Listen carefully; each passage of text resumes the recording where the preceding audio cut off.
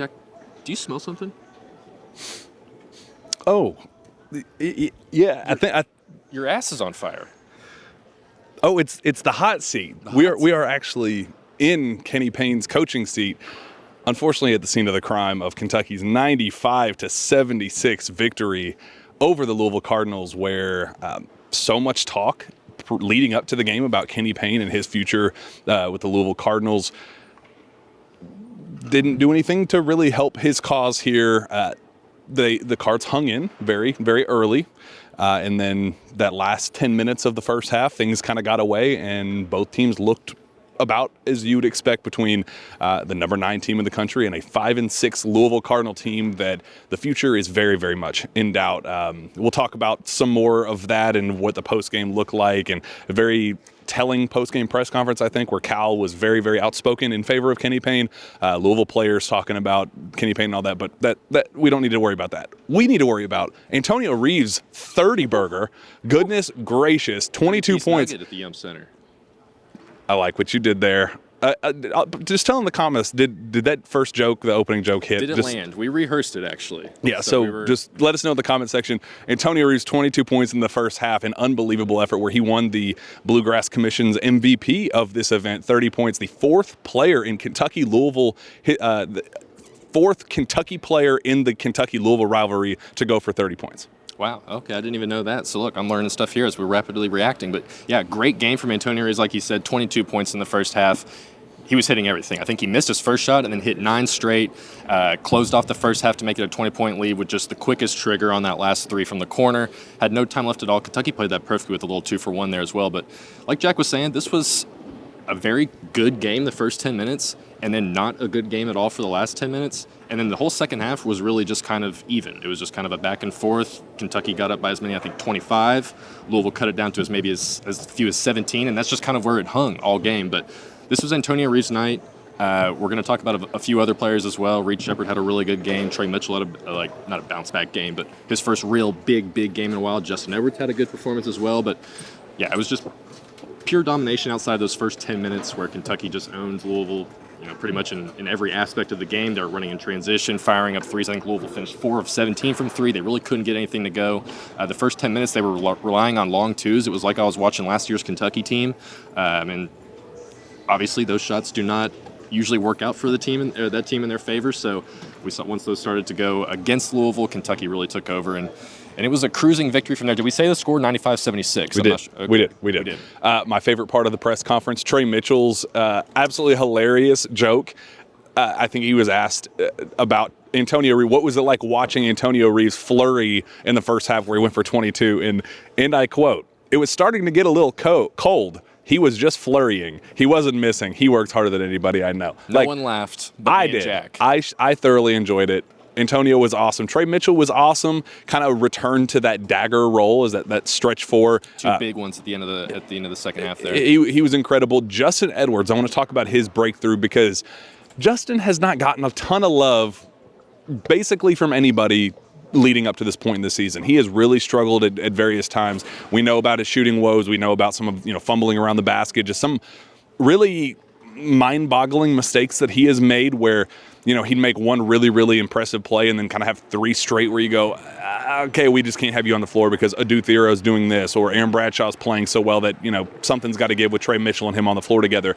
He just has kind of been the odd man out since the bigs have returned, and he finally had his first moment with both bigs, not Big Z, we got an update on Big Z, but Aaron Bradshaw and Ugonna Onyenso. So this was the first time that Justin Edwards kind of broke through in his own way where he wasn't just making shots. It wasn't a fluky 5 make from 3 type of game. He was doing the things that he does really well, the 1-2 dribble pull-up from the mid-range, finishing strong around the basket. He was just kind of doing what he does best and not trying to assert himself too much where he's kind of got caught at times making mistakes. So shout out Justin Edwards. That's a guy that has worked really hard to overcome some of these early adversities, and he deserves a night like this on the big stage. I think the best part about Justin Edwards' night was there was a moment in the first half where he had a fast break, ran right into, I forget who it was for Louisville, ran right into him, over him, easy charge call going the other way. Fast forward, it might have been in the same half, might have been the second half, but we both noticed it. Justin had the exact same situation, drove down, but instead of barreling over his defender. He tucked himself down, found, I think it was Antonio Reeves right in the corner. Boom, easy three. That was just kind of a moment you're like, all right, he's struggling, but he understands that, he doesn't have to just force things up there. He can get himself in a rhythm by getting rebounds. Like you said, that pull-up jumper he's really good at. He's very handsy around the rim. He's good at just getting his hands on loose balls and tipping them back in. He got a technical foul, and I didn't realize that Cal said apparently Justin went like this. Oh, yeah, it went viral. He literally looked at him and said, "You are this big." He went like this. Look at you. Which I think this is you. Rob even did that on a guy who was like 6 inches taller than him. But did this, which is totally, I guess. So what is the fine line there for an official to say this is unacceptable, but this is taunting? I think this is a little bit more like just in your face. It's like you were a tiny little boy. And I'm just bigger. This is just like, you're down here, buddy. This is like you were small. Like you're so small I can't even see you. So I think that it's a big difference. You know what? Well-deserved tech, I thought. Tre Mitchell does this literally every single time he scores. We were talking about his, not necessarily a bounce-back game, but just he put it all together. He was hitting threes. His up and under move might be like the most unguardable play that Kentucky has right now, where he just gets it right there, 3 feet away, and he's pump faking up and unders. He's pulling the old, some former NBA player, some old man from the 60s. I'm sure they love them, doing that up and under move. So George Gervin, the Mikan drill. Well, let's just name old NBA players, Wilt Chamberlain. Hakeem Olajuwon. Maybe. There you go. Yeah. So great overall game from those guys. Yeah, Tre, Antonio. I think you could even make an argument that this was Justin's best game of the season. Agreed. If not, maybe the Texas A&M Commerce game, but well, I guess Louisville and Texas A&M Commerce are kind of on the same level. So, I did appreciate BBN some of the jabs, not jabs, but playing up the joke of Antonio Reeves only gets up for mid-majors, and they were like, well, it was just another mid-major for him. I appreciated the gesture. Don't give Antonio the credit. This is a solid all-around team that he deserved to have in the spotlight rivalry. Let's talk about the fan. That was where I was going next. I can't believe that we've gone this far without talking about one of the weirdest, I think, environments I've ever been a part of 100%. As a media member or as a fan. There were so many Kentucky fans here that, yes, there were times that it genuinely felt like a home game. And in case you didn't notice this, Kentucky was wearing the home white jerseys. They knew. That doesn't happen because it was a sea of blue here in the KFC Yum Center. And to Louisville's credit, there were a lot of Louisville fans and there were a lot of tense, kind of high-profile moments where it did feel like that rivalry was back, where we kind of got some, red, blue. But then as the game crept forward, it became the Louisville just kind of went deaf, and then Kentucky fans just roared. And there was one moment that it was blue, white. And it wasn't one side or the other. It was just the entire arena. They, I guess at Rut they try and do one side or the other. It was literally just blue, white.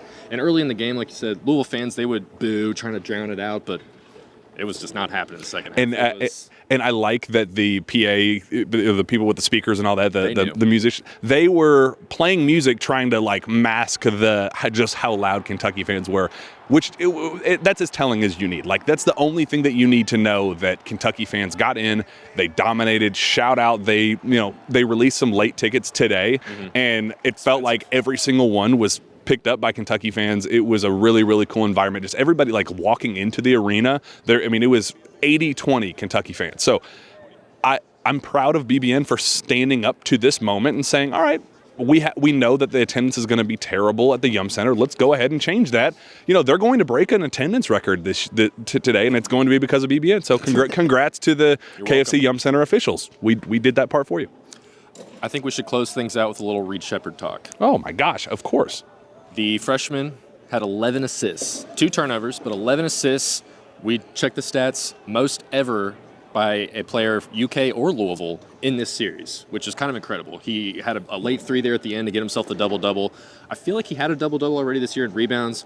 Definitely his first, or easily a career high with the assists there. Like I said, 11. He was just cooking. I think he even had 6 assists in the first half, 8 points in the first half too. So it was kind of a quiet game from him, but not really. I think, I always say that I'm not a plus-minus guy, but then I look at a box score and I see Reed Sheppard at plus 27 in 27 minutes, and I'm like, All right, that seems like That stat's great. I'm going to use. Who doesn't use that I'm stat? going to use the stat to fit my narrative however I feel, and it fits it perfectly right here because whenever he was on the floor, Kentucky just played better.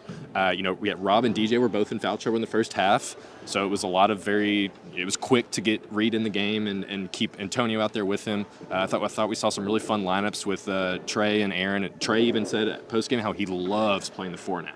He's in love with it, and you can tell that it's easier for him because Louisville did a couple of possessions with zone. Don't ever play zone against Tre Mitchell. That's not smart. He's Bad idea. He's smarter than every other player out there. So probably not a good move on their part, but Reed, great game. What are your thoughts on him? Reed is terrific. There was one moment that absolutely blew my mind. You could see him look up at the shot clock and see there were 7 seconds left, not a whole lot of movement, and Reed said, "My time. I'm going to take this game over, and I'm going to shut this stupid crowd up." He goes ISO and just kind of does a couple crossovers, step back, launches a 3. And I looked at Zach and I said, "Oh my God, he's going to make this." And he drilled it. And it was just, the crowd was just like, "Well, we're toast." Like, that was one of those like FU threes that you know that your team is cooked when something like that happens to you. I'm very grateful that that happened for us in our favor and not somebody else, some mid-major UNC Wilmington doing that in Rupp Arena. Like, I'm glad that we were on the receiving end of that beautiful moment. Reed Sheppard was awesome. Congrats to him. He had a stare down on Tyler Johnson after an and 1-2. It's just a fun Reed game, quiet Reed game, but when you really kind of look at it and watch it back, you'll be like, wow, he was maybe the best player out there today. And we got Joey Hart minutes. 52 seconds maybe. We got Joey Hart, Kareem Watkins, Walker Horn, Grant Derbyshire.